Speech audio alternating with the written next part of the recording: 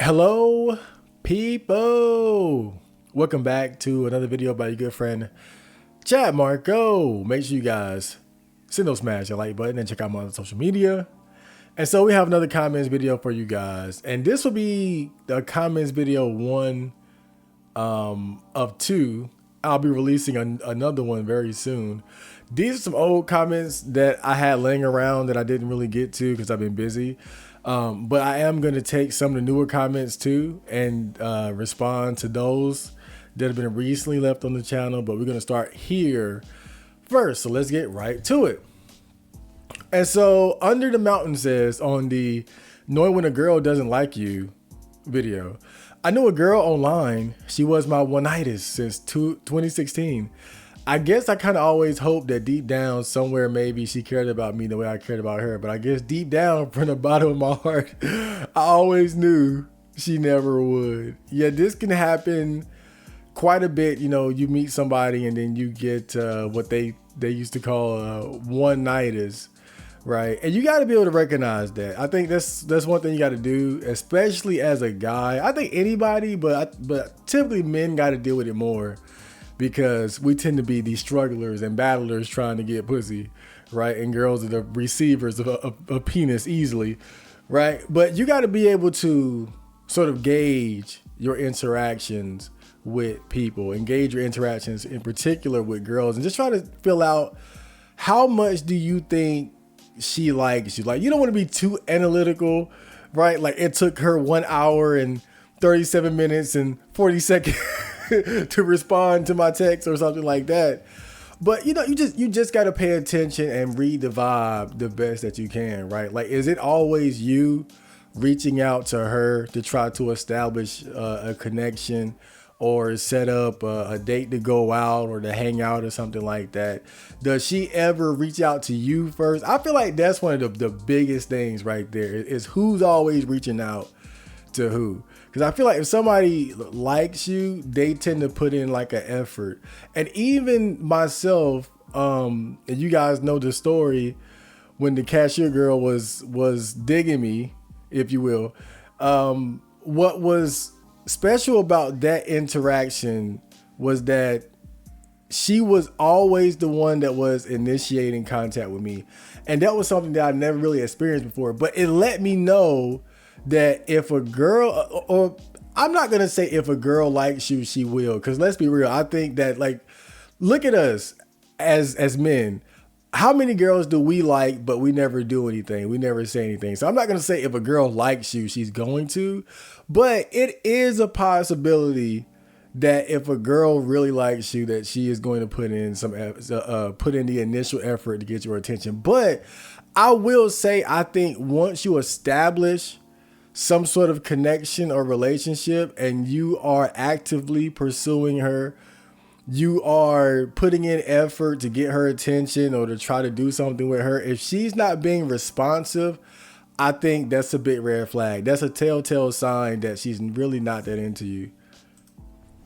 And so Counter Reactionary says on the on Pro Porn video, great points about the rat race, but a widespread replacement of gender with sex bots would be a cybernetic dystopia that would spell a doom of humanity and collapse birth rates. I think the problem is mainly downstream from the current system society, partially also with hypergamy. The extreme disparity in dating is another form of inequality alongside other types. You know, when I say that I like the idea of us having sex bots and whatnot, it's definitely with the understanding that there are a lot of negatives that are going to be attached to that. But I'm just more so a realist where I feel like we are just headed down a particular path. And I just want the outcome where at the very least, we as men are going to be able to get our rocks off or have some type of alternative to playing the rat race that comes with trying to get women. For us to have another path that we could take outside of chasing after women and dealing with their bullshit, right? Because the more we see the value of pussy go up, the more leverage women have, and they can make more and more ridiculous demands. And what I've always said is that we are living in a time where pussy costs the most, but the quality of it is going down, right? Where it's like women are less and less becoming relationship material or wifey material, but the cost and effort of getting them is still going up. And I'm not saying that to put them down. Like really both genders are affected by this, right? Men, women, we're all kind of going through different traumas or arrested development, or just dealing with the fact that we live in this time where a lot of us just quite frankly haven't been raised right, or we've been influenced by bad things.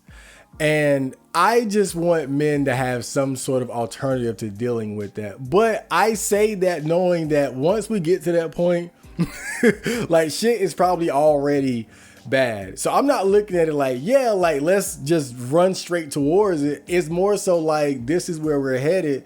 So let's at least have the best outcome for men. I don't want the outcome where we still have to deal with high levels of feminism and living in a gynocentric society where women have all the power or the majority of the power, and then we as men, we don't even have porn or strip clubs or sex bots or companion bots. And that's just how I look at it. But like I said, it's more so with the understanding that like we are headed down a very strange path.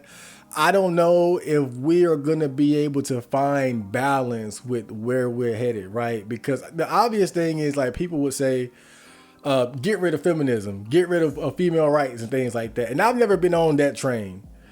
And partially because I just don't think it's realistic. I don't think we're going to undo that without some sort of like big catastrophe, like World War III type shit. So I just feel like this is the path that we're on. So I'm just like, okay, what's the best way for men to deal with it, right? And I just feel like at some point we're gonna need some sort of alternative. And so Space Captain J says on the Why I Have No Riz video, it's because we're neurodivergent black guys who end of story. Black men have it hardest in dating. I do think that, and what he means by neuro divergent is basically when you're a weird black guy. And you don't fit into like the different stereotypes or expectations of what a black guy is supposed to be. And you know what? Me and my friend, we were actually talking about this just the other day, where we were talking about going through school and just different problems that we had with people making fun of us and not having confidence with girls and things like that. And we were talking about like just how in the black community we have different obsessions with like clothes and shoes and whatnot. And it really is this thing where I'm not going to say you have to, but you benefit so much from just conforming to like, okay, wear the Jordans and wear the polo, or get your hair done this way, talk this way, dude. Like it's really, and even probably the worst, and this is just real shit. If you're somebody that takes on like a thug gangster persona, that's definitely going to help a lot, because that's just one of the types of men that tend to be very attractive and popular, in the black community, especially, in the hood or in hood adjacent areas. Right. And it's difficult. It's difficult, I think, being black and different. Because whether people realize it or not, we have such a like our culture is in a sense, it's a rebellious culture in a way, but it's also a culture of super conformity. And it's like, what I mean is like, even though we almost have like this rebellious culture, like when it comes to the music, the fashion, the attitude, and even on the more negative end, like things like crime and different layers of degeneracy, right? It's good and bad to it, but it's also a lot of conformity where it's like you have to fit in with that if you not have to, but you benefit from fitting in with that if you want to have the most success with women. And especially being a weird, strange black guy, I think is very harmful, because black women it just seems like they really have a narrow set of what they like. I'm not saying like you have to be a thug or a gangster, but it just seems like weirdo type guys really have it like really have it bad. And I can kind of see like just for instance, like every now and then I'll see examples of like nerdy white guys getting a cute girlfriend or something like that. And of course you see nerdy black guys do too sometimes, but I feel like I see way more examples of like nerdy white men pulling that off as opposed to like the black guys. And even then, a lot of the nerdy black guys have like some edge to them that kind of helps out. And so in the same video, Black Cell Neat says, I always love you, Chad, for being who you are, bro. Never change. Exactly. Exactly. And that's really what I was trying to talk about, though, is like, I've never wanted to shed who I felt like I really was just to have an advantage with women or trying to get girls. And I know that that's not the easiest thing to do for a lot of guys. I know that a lot of guys, they not trying to be like me, who no pussy at 32. But you know, that was the sacrifice that I was willing to make. And when I see people like Black Cell Neat, when I see the people who accept me for who I am, it makes it all worth it to me. Like I don't care if I never get pussy. I don't care if I ever have sex. Like, just to know that I feel good about myself and there are other people that feel good about me and like my energy, like that makes it all worth it for me. And so on the Know When a Girl Doesn't Like You video, Age of Crocodilescent, I don't know, says, I always get fake choosing signals. She just wanted attention and validation. I'm only 5'7", so. And you know what? I think back to different times where I at least believed that I was getting choosing signals, but just never acted on them. What if some of those were just that, you know? Like, what if some of those girls were just fishing for attention? Because, oh, that rhymes, fishing for attention. But, because, I mean, just to be real, even though I'm a weird person, I don't really think I'm particularly unattractive. And especially going into like my mid 20s up until now, like I was in great shape and of course still am, but I can imagine a girl looking at me and being like, who is this guy? Okay, he's in good shape. He ain't bad looking, but he ain't giving me no attention. Let me see if I can, like, I can definitely picture a girl doing that just to see who I am and how I would react. Not because she really liked me, but I can see how somebody could like be just curious about me. Because I remember even that cashier girl, she had told me that she thought that I was so mysterious. And I think really mysterious, when a girl says you're mysterious, that just means that she finds you attractive but doesn't know anything about you. Like you're probably quiet and introverted. And I feel like some of those choosing signals I probably got was probably that, right? Was that they see a guy that's at least decent looking, but he's not like chasing after them. He's not like using his face card to try to talk to them like most guys would. And so who is this guy? I don't like him, but fuck it. let me see if I can get him out of his shell so I can turn him down.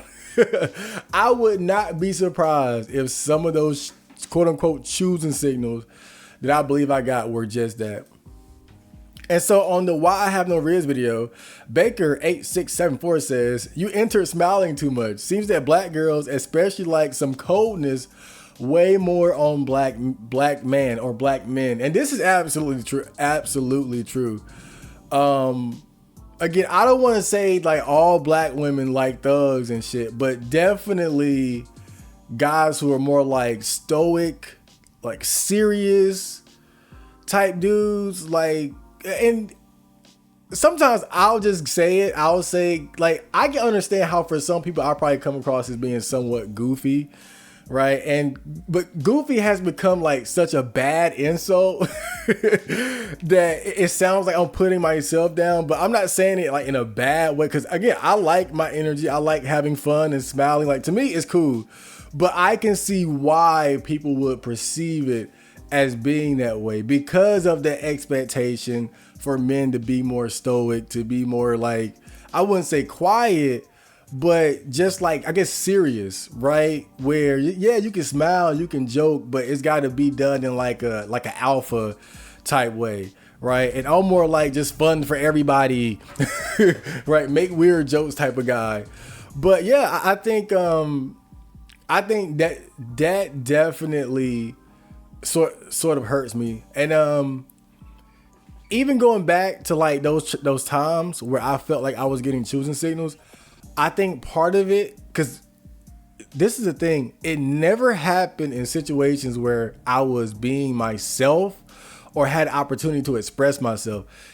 It was always when I was in my introverted shell, when I was just staying to myself. And so I think those times, the only reason why those girls would have taken an interest in me was either because they were trying to tease me, or they didn't see the real me. They didn't see my energy because I was in, I wouldn't say in my shell, but I always say this, when I'm out and about, I'm not like some loud extroverted person. I'm actually very introverted.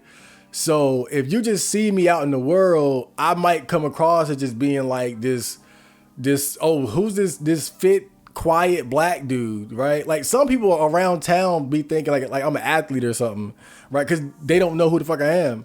So I can see why a girl might see that and be like, oh, okay, who is that? But the second I open my mouth, it's gonna go downhill, right? Because it's, my energy is just it's like that. And so William Prelude 9169 says, on the same video, all right, now same size teeth was crazy, fam. And then Jackoff 9607 says, I thought that shit was funny as fuck. Just know your crowd, I guess. Look, it was just an honest observation.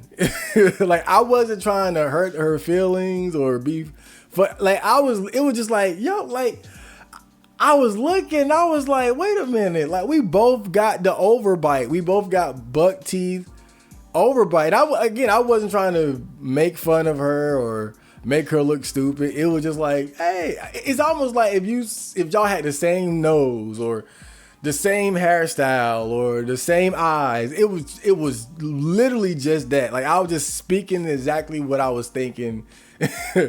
And it rubbed her the wrong way. If you guys haven't seen that clip, it's from the Pineapple Show, and it was one of the funniest rejections that I had. But again, man, like, when I say this shit, I'm just being myself and having fun and shit.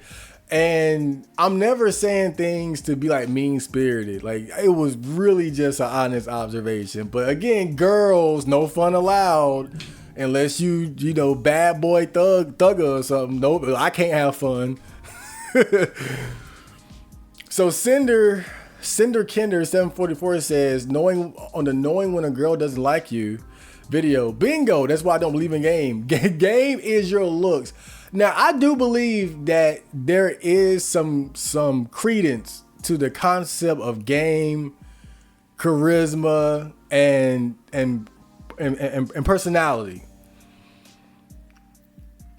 But I also think that much of it, if not most of it, is your looks. And this is the thing too, right?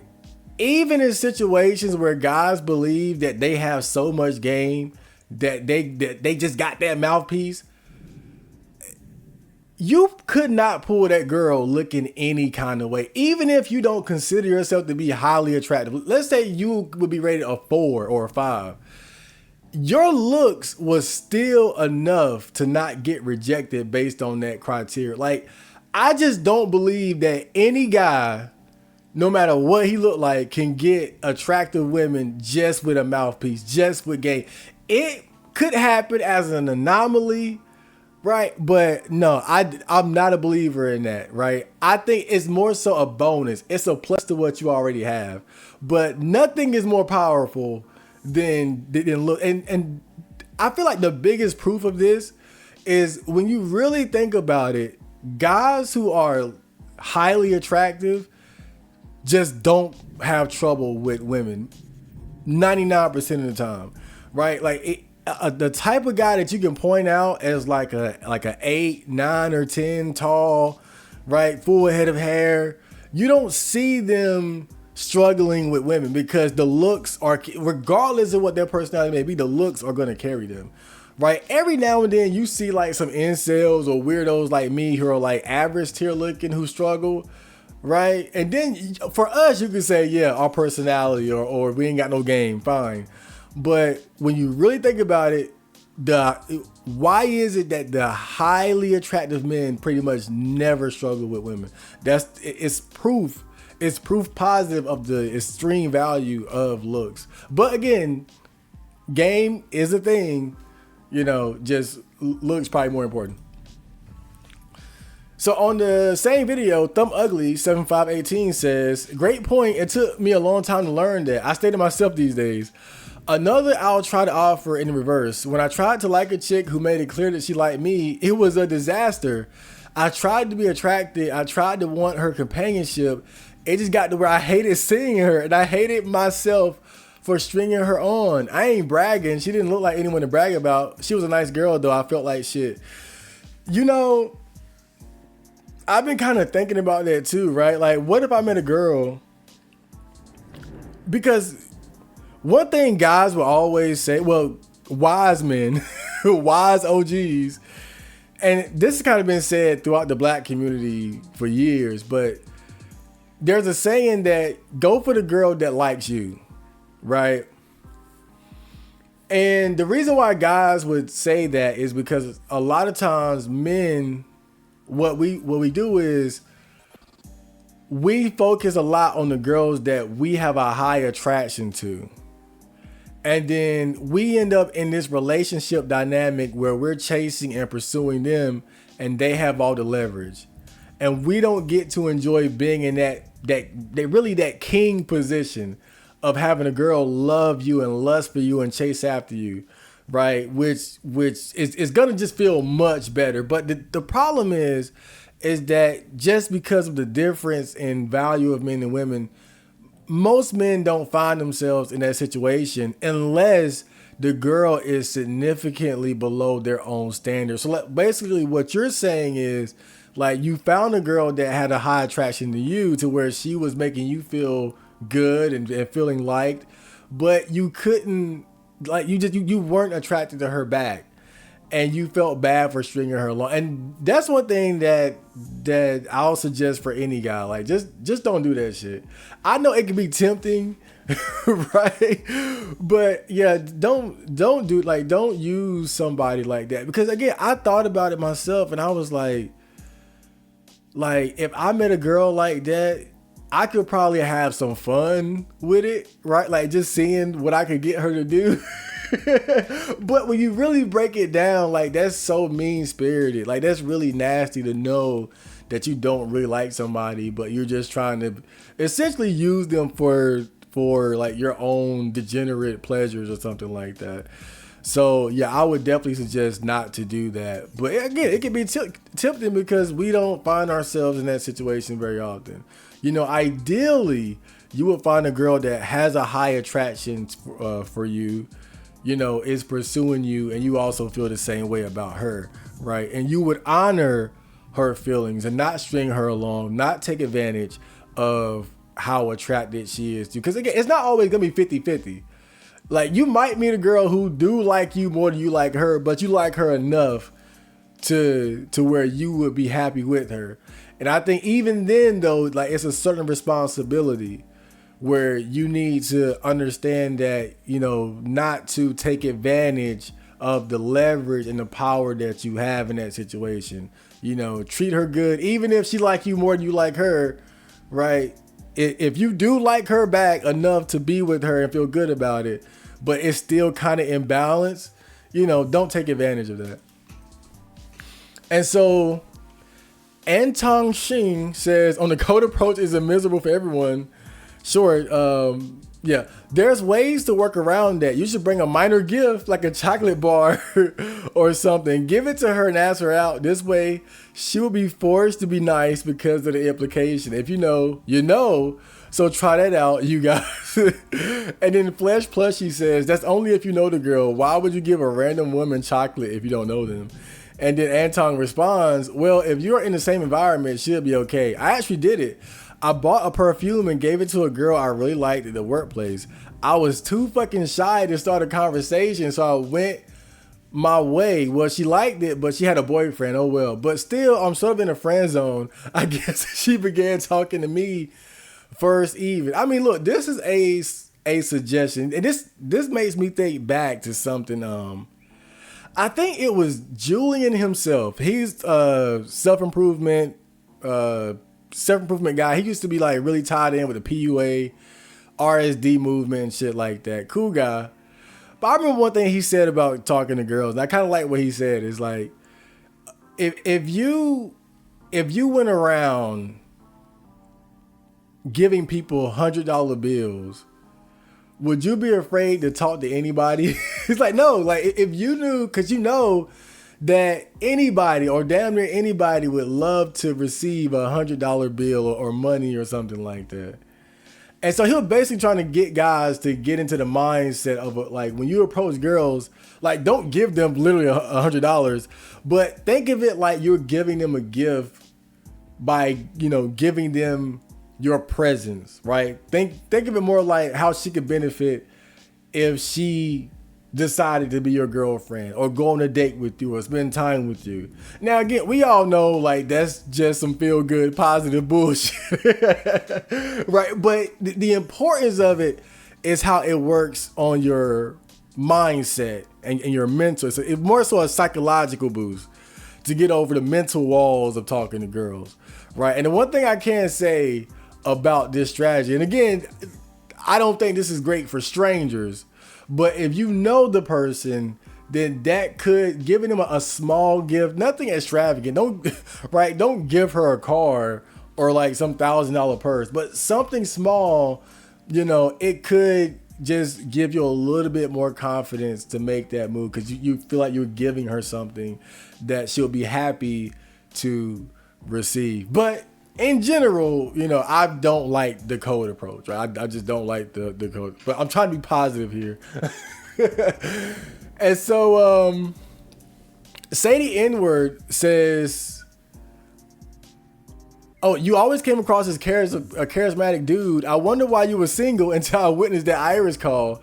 Being yourself is base. Literally, that's what the original definition means. But that said, I don't think you got to say what you're thinking 100% of the time. You can keep shit to yourself and still remain true to who you are. Case in point, Iris was down to go out with you until you call her a 5. Even though that's your honest feeling, you don't got to make that known. Also, the Teep clip was hilarious. Look, I think that as guys, we make the mistake of looking at dating or talking to girls as like, okay, I gotta win. Like I gotta win. I gotta get the girl. And I just don't look at it like that. I look at it purely as a compatibility thing. Like, I get what you're saying, right? Like, you don't got to just blurt whatever is on your mind all the time. Like, in certain situations, it's just not the right thing to do. But I think that when you're talking about trying to make friends, and especially trying to find a lover, a girlfriend, a boyfriend, whatever, that's the most important time to be yourself to the fullest. That's the most, like, whatever you got on your mind, that's the time to do it because it's crunch time. You want to find the person you're most compatible with.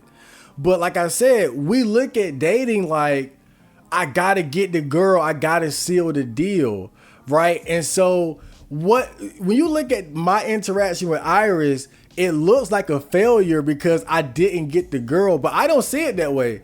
What really happened was that it was a compatibility issue. I was being myself. Iris was being herself. I liked her. She didn't like me. And that's fine, right? Like in reality, everything worked out the way it was supposed to. Right? Because all I did was be myself and tell the truth and say what was on my mind. I can live with the outcome and the result of that. Right? And so that's just how I look at it. If I say the wrong thing or something that turns a girl off, but it came from the heart, it was what I really felt, what I really believed, then I don't look at that as a failure. I look at that as like if everything played out the way it was supposed to. It was destiny. This was the stars aligned. And see, this is how guys end up trapped in like silly relationships, toxic relationships, because they lie, they live in fear, they're afraid, they're walking on eggshells. And yeah, they get the girl, but by the time you get the girl, you're in a maze that you created, a maze of lies, a maze of deception, and a maze of fears. It really, think about that shit, right? Like, when you're talking to a girl and you care about shit like that, like who the fuck is her to where you have this fear? Oh, I can't say this. Oh, I can't do that. They like, and whether you're a girl too, if you're talking to a guy and you're afraid, like who the fuck is him? Right? It's that fear shit, bro. Like that's why I don't care. Like all I'm saying is that, and you don't have to be like me, because I get it, right? It's rough. But I'm just not down with the fear shit, bro. You going into the situation afraid. You're afraid to lose the girl. You're afraid to be yourself. You're afraid to fuck up. Instead of just being yourself and letting what's supposed to happen. Everything that happened between me and Iris was destined. This was the righteous outcome, right? We exposed our souls to each other and she didn't like me, and that's fine. That's what it's supposed to be. If a girl isn't meant to like you, she's not meant to like you. There's nothing wrong with that. So it's for me, the whole interactions were 100% okay. And so vivid, I want to say Vivi from Final Fantasy 9 says on the Riz video, Riz is pretty much just choosing the best phrases and words that girls want to hear. I doubt guys are just naturally able to Riz girls without having to put thought into it. It's a legit skill. You know, now putting what the other guy said aside, you know, the guy who talked about looks, because looks can be your unspoken Riz, right? But yeah, sometimes Riz is just guys, and I talked about this. It's the game. It's the game that guys play, right? I'm gonna say all the right things. I'm gonna avoid this. It's just like when you look up like dating or something like that, like taking a girl out on a date. Oftentimes you'll see the suggestion of like, don't talk about certain topics. Don't talk about religion. Don't talk about politics. Don't do this. Don't, right? Or even like amongst us, like one of the most important rules, right? Never tell a girl you're a virgin. Some shit like that. Something stupid I would do. Right? But yeah, it's to a certain extent, Riz is just adhering to these written and unwritten rules of how you interact with girls, what they want to hear, you know, and things like that. Now, the more naturally attractive you are, then, you know, the easier it's going to be. But I do think that, you can have Riz without putting thought into it. But I think it's not even a Riz thing. It's a compatibility thing. So look at me and my weirdo personality, right? Now, this is probably a long shot when I say this, but work with me. But imagine now that I found a girl that liked me for who I am. And then you see us talking back and forth. In that situation, I would look like I have Riz. Even though I'm doing the same shit, talking the same way with her that I'm talking with you guys and whatnot, doing the same dumb shit. No, I'm playing. But what I'm saying is sometimes Riz, or the perception of Riz, can also be based on success rate. So like, you guys remember that video I put up where I was critiquing that black guy who talked to that white girl, like that quote unquote Riz video? What if she would have rejected him, right? Would people that now imagine he said the same thing, but she rejected him in the end. Would people have still said he had Riz? Maybe a few, but overall, that video wouldn't have been anything special. If anything, it would have just been a funny rejection video. Like, well, bro tried. And so what I'm saying is, you would never look at me as being somebody with Riz, but if I talked to a girl being myself and she was receptive to my energy, I would probably look like I had Riz in that moment, even though I'm just being myself. And so on the addressing the anti-porn sentiment video, Asher Banny Powell 7446 says, interesting POV, how could porn be a replacement for a sex life when it's just you getting off to the sex life of others? Oh, he's one of these guys. You are just watching other people doing what you want to do and pretending that you are replacing the fundamental desire that you have. I can't follow that logic, and I think that it's the disconnect. It is possible to use alcohol for good and in moderation. It is possible to use porn in moderation, but not for good. Porn is a machine that derives pleasure from envy. If you had overcome your lust and embraced your virginity, you would not be watching porn. Porn stifles the real cultivation of virtue because it allows you to sidestep the real internal development of personality they'll be required to achieve anything of value. Porn is not the only thing that does this. It's just one of many. So let me break this one down. So you are just watching other people doing what you want to do, pretending, porn is a replacement for, how could porn be a replacement for sex life when it's just you getting off to the sex life of others? So this is how this works, right? And I know this through many years of experience. And it's very simple. The more you bust nuts, the less you care about sex.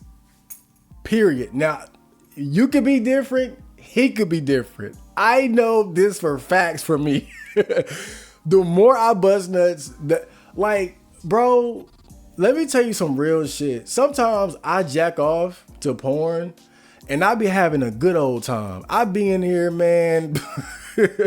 I be here throwing down and I have my fun. And then I'll nut. And then I'll have like this existential moment of like the realization of the futility of the pursuit of sex and shit like that. And not just like porn, but just in general, right? Like when I have an orgasm, not only do I get a better perspective of what porn is, but also the pursuit of sex in general just seems so stupid to me in that moment. Like when I think about all the shit that I would have to do to get a girl, to make a girl like me, in that moment, it's so clear how fucking stupid the whole thing is. From porn to the bitches, it's really, that's what I feel.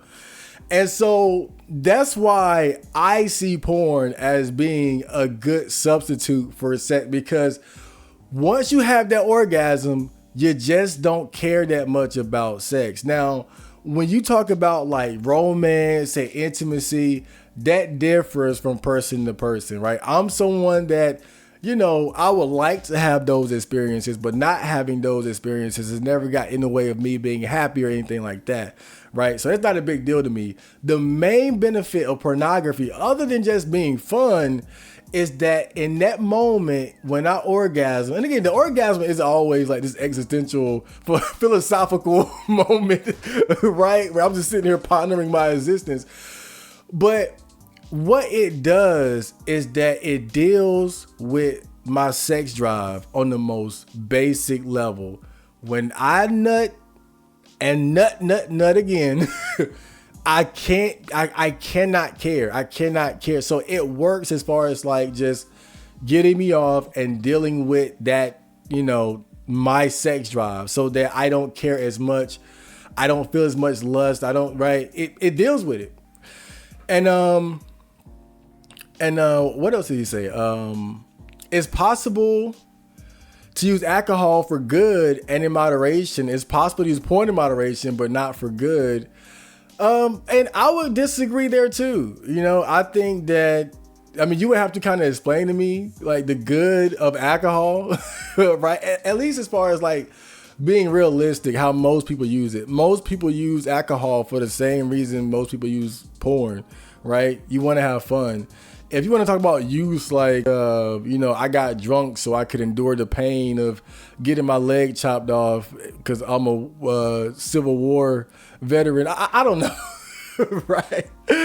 And also just the overall, the overall much more destructive nature of alcohol with the deaths and the sicknesses and things like that. And as far as like good, I think porn is just as good as like video games, movies, right? Or just having fun smoking a joint, right? It's fun to enjoy and indulge in some vice, right? And let me see, if you had overcome your lust and embrace your virginity, you would not be watching porn. Look, I said I embraced my virginity. I never said I overcame lust, right? I be in that gym looking, believe me. I be in the gym looking. I be looking at porn. Like, don't get it twisted, right? I'm okay with being a virgin. I'm fine with being single, but I'm just as human as anybody else. I feel lust. I feel desire. I get that feel with no girlfriend. Sometimes I see pretty girls out there and I wonder what it would be like to have a girlfriend. You know, like I'm not acting like I'm just some unfeeling robot or some super monk that has conquered the desire for sex, right? It's more so just like the simple fact of this. While I would like to have the experiences, not having it never got in the way of me being happy and enjoying life, right? Like, I'm sure there are a lot of things that you want, a lot of things that you desire that you don't have or haven't been able to achieve yet, right? But it hasn't stopped you from, well, I'm assuming it hasn't stopped you from being happy, right? It's just like, you know, if you want a PlayStation 5, yeah, okay, you would love to have that. Maybe you feel it like, damn, I got to get one. But is not having it gonna mean that you're never gonna be happy, that you can't smile, that you can't, right? And I think that's how I always looked at it. You know, I'm not some supreme MGTOW monk wizard that fuck that, right? I get the lust, I get the desire, I jack off, I like girls, I get that feel with no girlfriend. But what I'm not is gonna sit here and be like, oh, I'm not happy because I don't got bitches. That's absurd. I'm not happy because, like, to me, that's just as stupid as saying I'm not happy because I don't have a Lamborghini or something, right? Life is too good. Life is too amazing to be unhappy over not having this or that and whatnot, right? And that's what it is. But yeah, porn is awesome. So I hope you guys enjoyed that video, and I will see you on the next. So, Johnny.